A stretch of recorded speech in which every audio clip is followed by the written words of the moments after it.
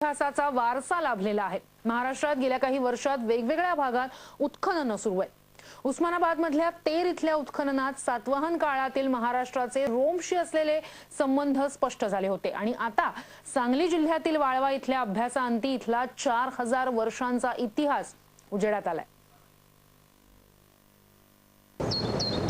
वारणा मोरण्याच्या संगमाजवळील चिकुर्डे हे अत्यंत छोटे आणि शांत गाव।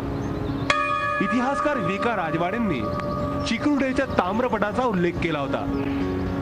या ताम्रपटाला डोळ्यासमोर ठेवत चिकुर्डे, देवर्डे, ऐतवडे बुद्रुक, ऐतवडे खुर्द, ठाणापुडे, मांगले व करंजवडे या गावांचं सर्वेक्षण करण्यात आलं। सर्वेक्षणानंतर यातील चिकुर्डे, देवर्डे व मांगले या गावांचा इतिहास ताम्रपाषाण युगापर्यंत जात असल्याचं सिद्ध झालं।